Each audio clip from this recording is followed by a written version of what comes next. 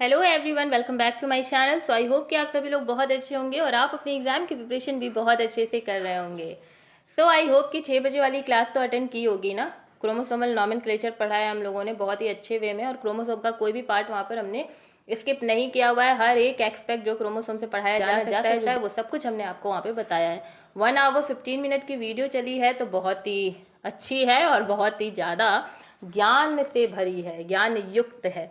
तो प्लीज़ उसे भी देखिएगा। और चलिए बढ़ते हैं, आज हम सॉल्व करेंगे बीएससी 6 सेमेस्टर कम्युनिटी इकोलॉजी के यूनिट के एमसीक्यूज क्वेश्चन। चलिए, the very first question of today's video is what is the study of interaction between species in a defined area called. एक परिभाषित क्षेत्र में प्रजातियों के बीच व्याक्रमी गतिविधियों का अध्ययन किसे कहा जाता है?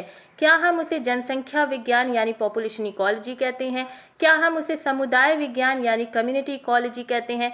क्या हम उसे पारिस्थितिक विज्ञान, उसे इकोलॉजिकल हम इकोसिस्टम इकोलॉजी कहते हैं, या व्यवहारिक विज्ञान जिसे कि हम बिहेवियरल इकोलॉजी कहते हैं? बताइए क्या कहते हैं जहां पर एक इंटरेक्शन हो रहा है काफ़ी सारी स्पीसीज का एक ही एरिया में। दिस इज एन एरिया, काफ़ी सारी species and they have interaction, क्या कहलाएगा? Community ecology. ठीक है, तो the right answer of this question is community ecology. Model paper बहुत जल्दी आप लोगों को मिलेगा। एक बार जो आपके यूनिट्स हैं उनकी काफ़ी सारी यूनिट्स के एमसीक्यूज पूरी हो जाए, फिर हम आपको मॉडल पेपर भी 3-4 सॉल्व करा के ही आपको भेजेंगे पेपर देने। ठीक है, विच of the following is an example of symbiotic relationship? The most halwa clear of the today's video is, I think the most halwa clear question है ये, कि सिम्बियोटिक रिलेशनशिप का एग्जाम्पल क्या है? क्या कॉम्पिटिशन है, क्या प्रिडेशन है, क्या कॉमेंसलिज्म है, या पैरासाइटिज्म है? बताइए क्या है भाई, बताइए। कॉमेंसलिज्म है, ठीक है। The right answer of this question is सहभाजन। सहभाजन में नाम ही सह आ रहा है, सह मतलब होता है दो लोगों के बीच में। ठीक है, तो यही संबंध आपको दिखाता है सहभाजन, कॉमेंसलिज्म। आज आपके लिए कुछ और भी, मेरा बहुत मन कर रहा था आप लोगों के लिए कुछ और भी अच्छा करने का, तो आज हमने आप लोगों के लिए थोड़े बहुत एक्सप्लेनेशंस भी लेकर के हम आए हैं। कंपटीशन का मतलब क्या है कि ये सारे कंपटीशन आपके कम्युनिटी में हो रहा है, ठीक है, आपके इन्वायरमेंट में हो रहा है बिटवीन द स्पीसीज। ठीक है, कंपटीशन में क्या होता है, स्पीसीज कॉम्पिटिट करती हैं। किसके लिए कॉम्पिटिट करेंगी भैया? रोटी, कपड़ा, मकान, यही 3 चीज़ के लिए कर सकती हैं। तो कपड़े से हमारे जानवर को कोई खास फायदा है नहीं, तो बचा रोटी और मकान, मतलब कि फूड और शेल्टर। तो कंपटीशन जो है वो फूड एंड शेल्टर के लिए क्रिएट होता है हमारे स्पीसीज के बीच में, और ये इन्फ्लुएंस करता है बहुत ही ज़्यादा पॉपुलेशन साइज एंड बिहेवियर में। ठीक है, उसके बाद अगर हम प्रीडेशन की बात करें तो इसमें प्रीडेटर एक होता है जो कि हंट कर रहा होता है, और एक प्रे होता है जो कि उस प्रीडेटर से भाग रहा होता है, जैसे कि आप यहाँ पर देख सकते हैं। जो टाइगर है वो भगाता है और जो हमारी डियर है वो भागती है। तो टाइगर हंट कर रहा है, डियर जो है वो भाग रही है उस हंटर से। ठीक है, अब ये जो प्रिडेशन है ये भी एक तरीके का क्या है, हमारे इंटरेक्शन है स्पीसीज का, जहाँ पर जो स्पीसीज है वो एक दूसरे को मार के खाने में बिजी रहती हैं। उनका वही भाई फूड लेने का काम है ना।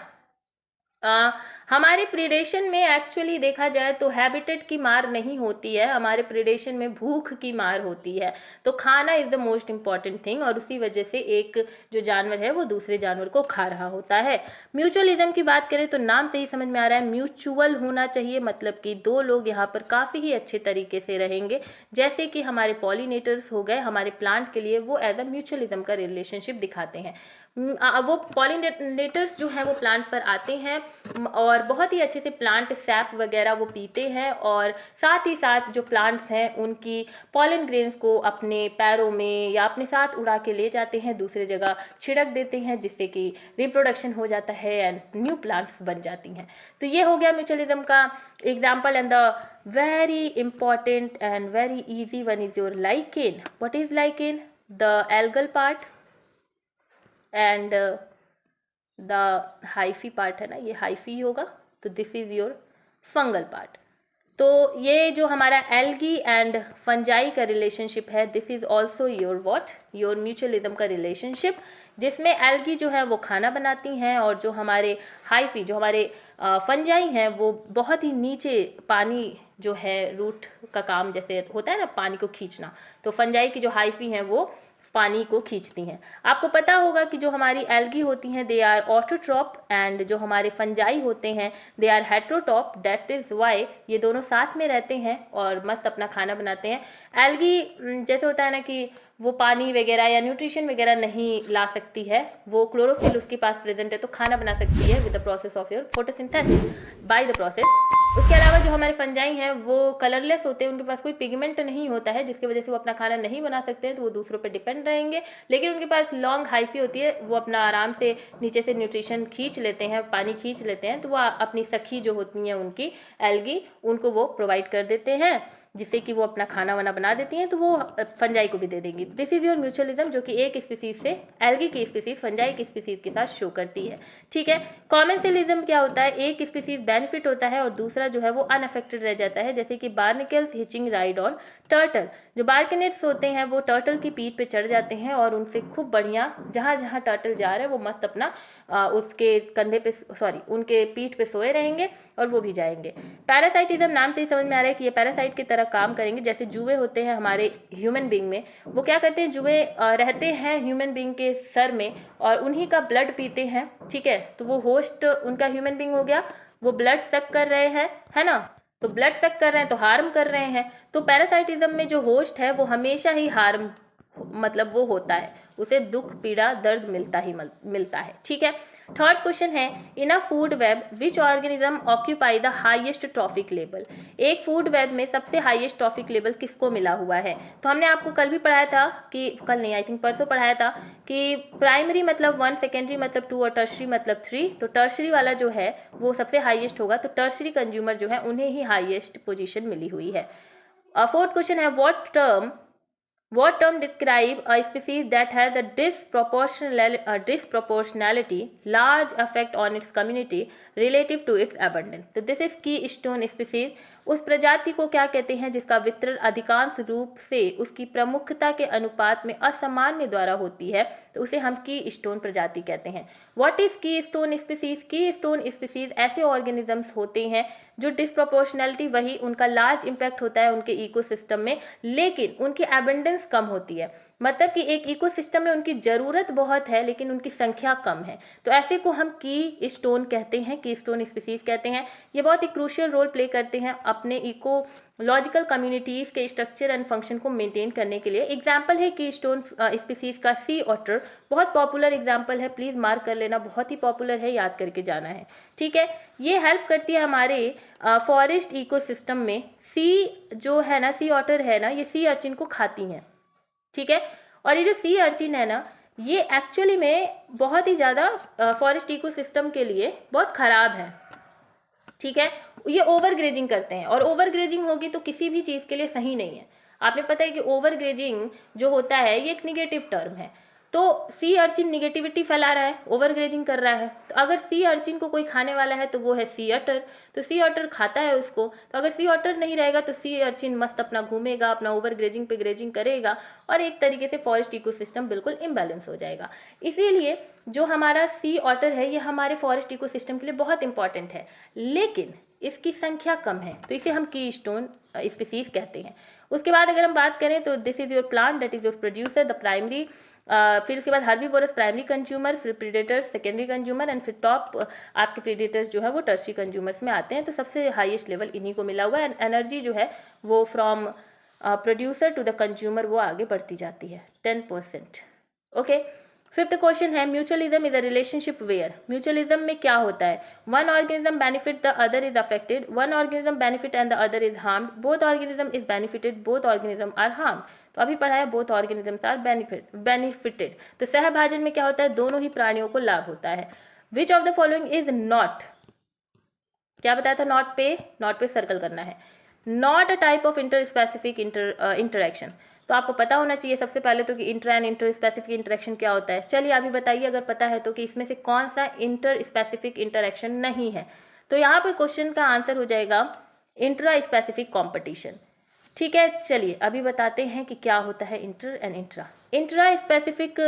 इंटर जो स्पेसिफिक है उसमें आपको कुछ इंटरेक्शंस स्पीसीज के अंदर दिखाई देंगे जो कि अभी हमने आपको पढ़ाया, जैसे कि प्रीडेशन, जैसे लॉयन हंट करता है गैजल्स को, मतलब ये डियर वगैरह समझ लो, गैजल्स तो बहुत बढ़िया ऊपर वाला टर्म है हम लोग के लिए।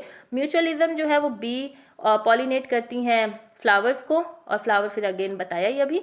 फिर कंपटीशन और पैरासाइटिज्म ये सब इंटर स्पेसिफिक है। मतलब इंटर स्पेसिफिक मतलब क्या कि इंटर हो रहा है, मतलब दो लोगों के बीच में हो रहा है। और इंट्रा स्पेसिफिक में कंपटीशन हो रहा है प्राइड से, जैसे एक मिनट हम बताते हैं, wait.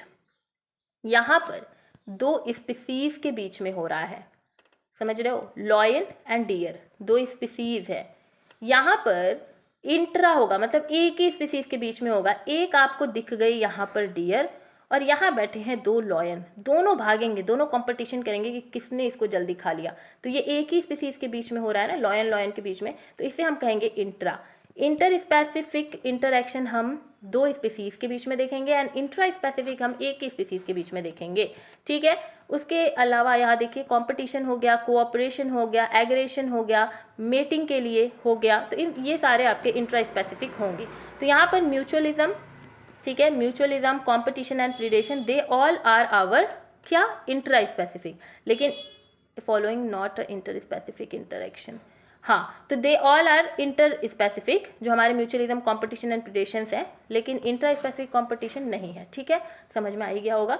7 the principle that two species competing for the same limiting resources can not coexist indefinitely is known as, दो प्रजातियां एक ही सीमित संसाधन के लिए प्रतिस्पर्धा करती हैं, ऐसे प्रायोगिक निष्कर्ष को क्या कहा जाता है?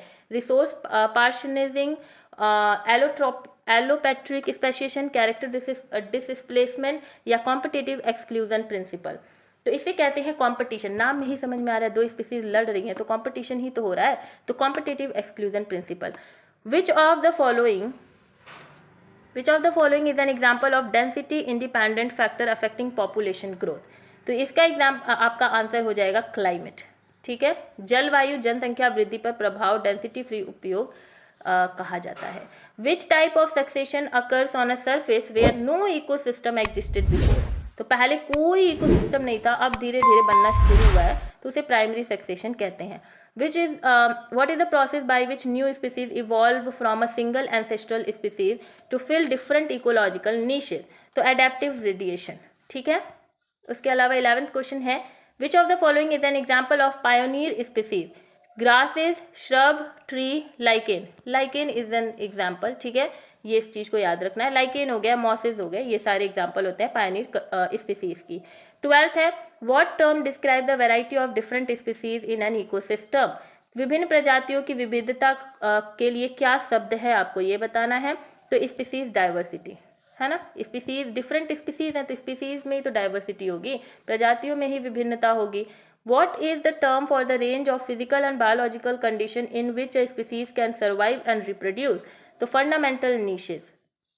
Which of the following is an example of density dependent factor affecting population growth? बताइए। जनसंख्या वृद्धि पर प्रभाव डेंसिटी डिपेंडेंट कारक में से कौन सा है? तो कंपटीशन फॉर फूड। ठीक है, उसके बाद 15th है, which one of the following is not a measure of species diversity? तो 15 का आंसर हो जाएगा ecological stability.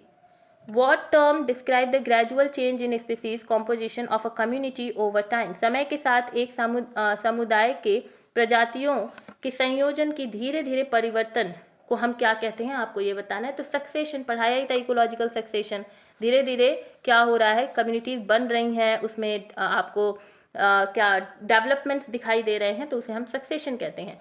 Which of the following is an example of an abiotic factor influencing community structure? ऐसा कौन सा abiotic factor है जो हमारे कम्युनिटी के स्ट्रक्चर को प्रभावित कर सकता है? तो 17th का आंसर हो जाएगा क्लाइमेट। ठीक है, क्योंकि ये सारे जलवायु जो है ये अफेक्ट कर सकता है, प्रीडेशन, कंपटीशन, म्यूचुअलिज्म, ये सब तो होते हैं भाई स्पीसीज के अंदर। What is the term for the total amount of living tissue, okay, within a given trophic level? ठीक है, दोबारा से पढ़ रहे हैं।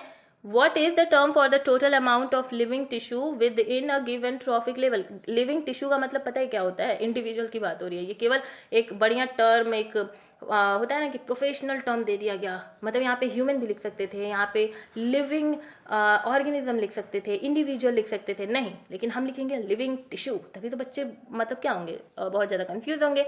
तो पूरे लिविंग टिश्यू के टोटल अमाउंट वो कितना है हर एक ट्रॉफिक लेवल पे, उसे हम क्या कहते हैं, बहुत ईजी है, बायोमास कहते हैं, ये भी पढ़ाया था आपको हमने, है ना। उसके बाद 19th question, which of the following is not a major terrestrial biome, इसमें से कौन सा मेजर टेरेस्ट्रियल बायोम नहीं है, कोरल रीफ नहीं है, क्योंकि टुंड्रा तो है ही, डिजर्ट है ही, एंड टाइगा भी है, ठीक है। What is the term for the process by which organism move into an species and inhabit it over time, तो ये सारी चीज़ें भी हमने आपको पढ़ाई हैं। क्या बोल रहा है, उस प्रक्रिया को क्या कहा जाता है जिसमें जीव एक क्षेत्र में प्रवेश करते हैं और उसमें बस भी जाते हैं, तो कॉलोनाइजेशन पढ़ाई है आपने कि कॉलोनी बनाओ और फिर रह जाओ, तो मतलब बाहर से ही तो आ रहे हैं ना, एक पॉपुलेशन बाहर से आ रही है, आकर के वहाँ बस जा रही है, तो उसे कॉलोनाइजेशन कहेंगे।